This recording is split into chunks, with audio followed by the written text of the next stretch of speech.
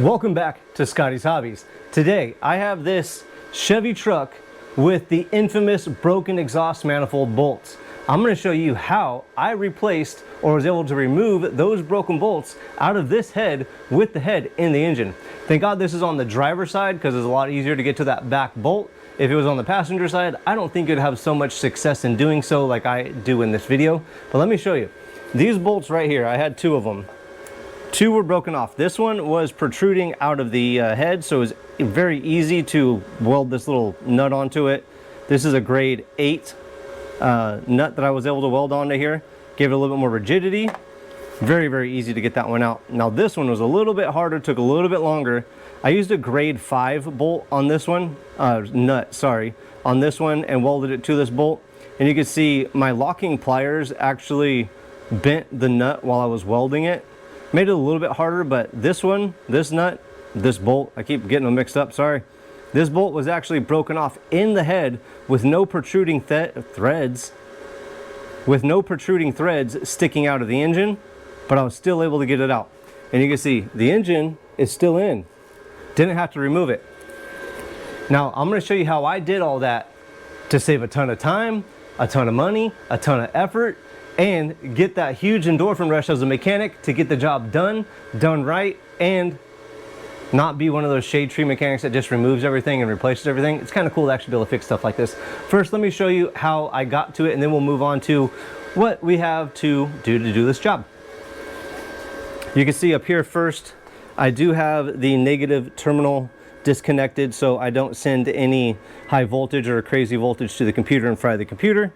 I have my negative my ground clamp on the ground for the engine. Worked out just fine.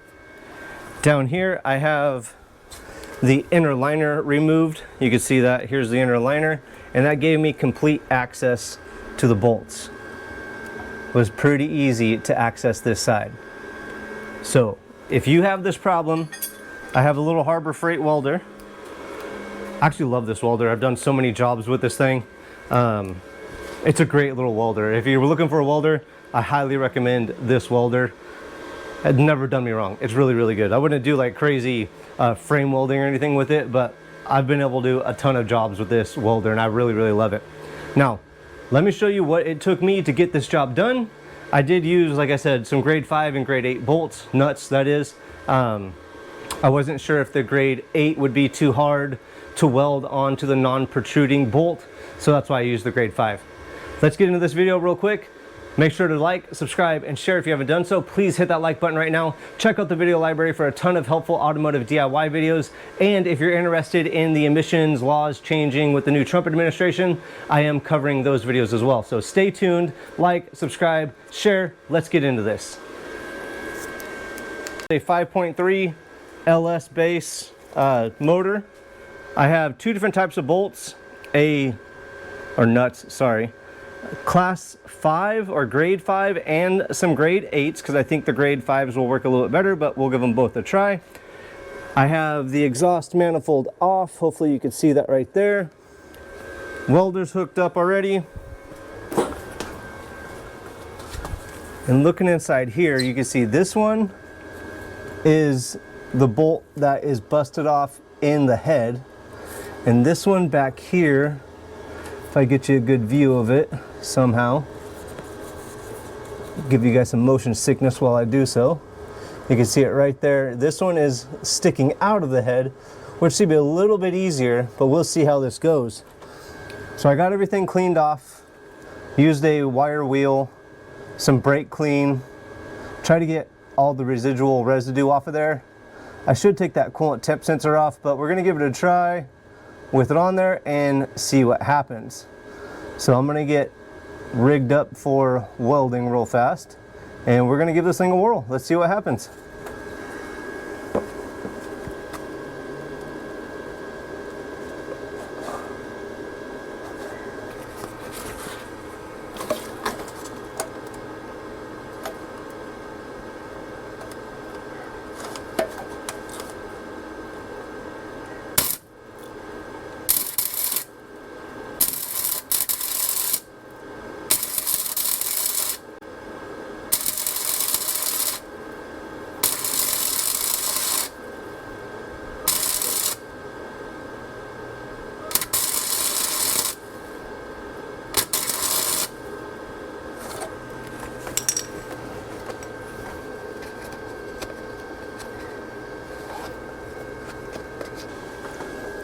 Well, as you could see, the grade 5 got so hot, it changed the shape of the nut. Kind of crazy. I don't know if that's going to make it easier or harder. Let's get some channel locks. Not channel locks, some vice grips.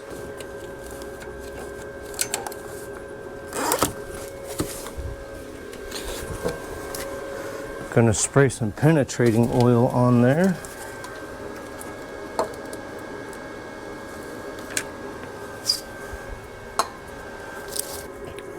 When you're loosening it out like this, you should not, try not to, but words of direction would be not to just turn it in one direction the whole time.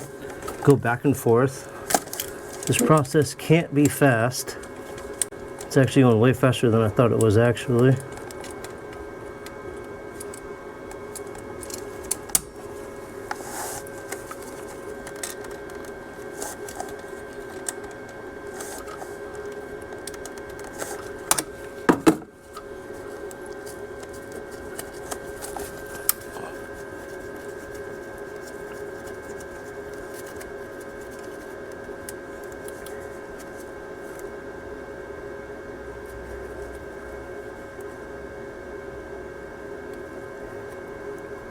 Look at that. Got it out. Crazy. And it looks like the threads on the head are still good. I am going to chase all the threads before we put the new bolts in. Be very careful not to break the head or anything, but I am super amazed. This worked on the first try. So what I did is I had the setting on the welder pretty slow. It's on number 3, and I have the temperature at like 3/4. I don't know what that is, but it's pretty hot. Whoops. Now,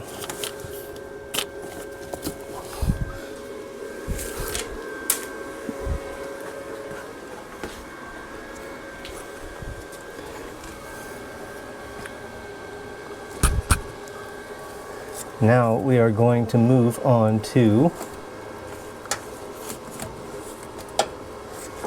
this back bolt.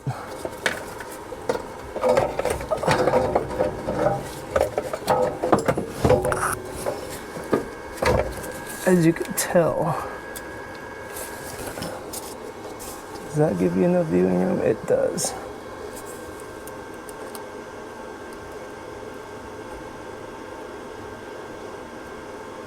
All right, now let's see if we could get this one right here. See if we can get it out of there.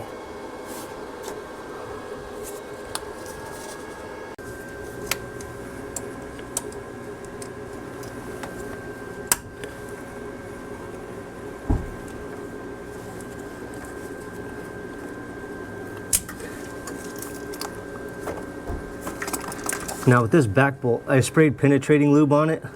Some PB spray before I even started to do anything with it. That one's been soaking for about an hour or so, probably longer. And this one seems to be coming out like a dream right now, really. If I could just see what I'm doing. I thought it was moving, but it's not.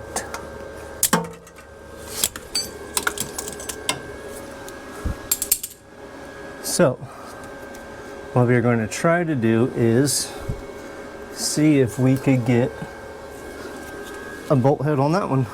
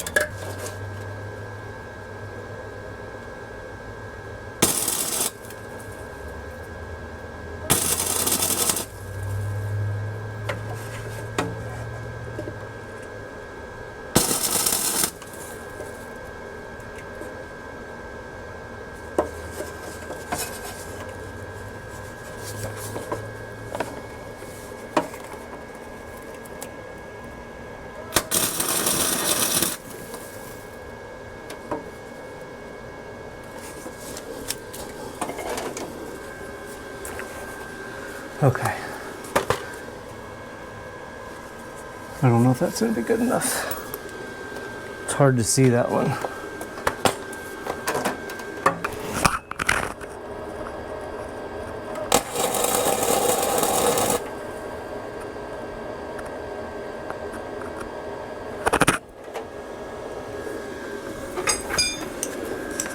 Let that cool off for a couple minutes. See what happens.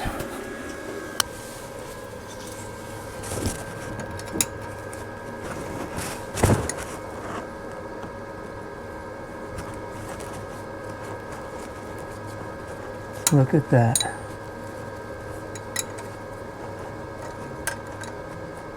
This one is a grade 8 bolt, a little bit thicker.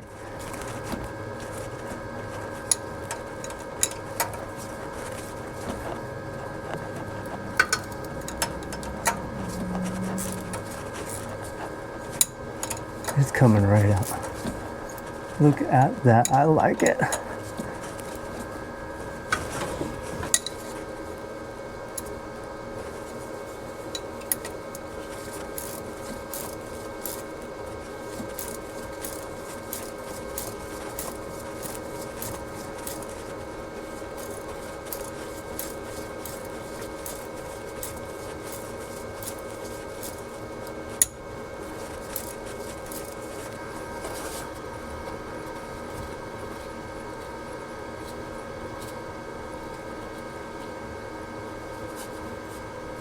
Look at that. Crazy. Came out pretty darn easy with that nut welded onto the bolt. Now, this is what I call success. As a mechanic, this right here is really the endorphin rush that we live for right here. All that work that could have been done replacing this head to get this job done, and we were able to do it just by welding on a nut to a couple bolts and save this head from being removed. This right here. Now you can see I took off the inner plastic right there. Now this is the bolt that was broken off in the head where we had no threads sticking out, and you can see welded that little nut on there. And the reason why this bolt, sorry, this nut, keep calling it a bolt, changed shape when I was welding it is, one, because this is a lock nut, so it's pretty small, pretty thin. It's a grade 5, and I was using some locking pliers that I made that I can't find. Oh, there they are right there. So these locking pliers right here, you can see I made them regular long needle nose pliers. I drilled a hole in it, put some grooves and notches on this side, so it helps me hold stuff like that, and it keeps them clamped, so makes jobs a lot easier. And in this case, made it a tad bit harder because it changed the shape of that nut when I was welding it on, but saved a ton of time, got the job done. It's not done just yet, got to get everything bolted back up. But we saved this head from having to be removed and replaced. It's a ton of time. Very, very much feel very successful today. It's super early in the morning. I'm gonna have this job done fairly quick, so I'm very excited. Now, if you like seeing videos like this, DIY repairs, helpful stuff, make sure you check out the video library. Like, subscribe, and share. Stay tuned, please. And I'll see you guys in the next hopefully helpful video. Thanks for checking out Scotty's Hobbies.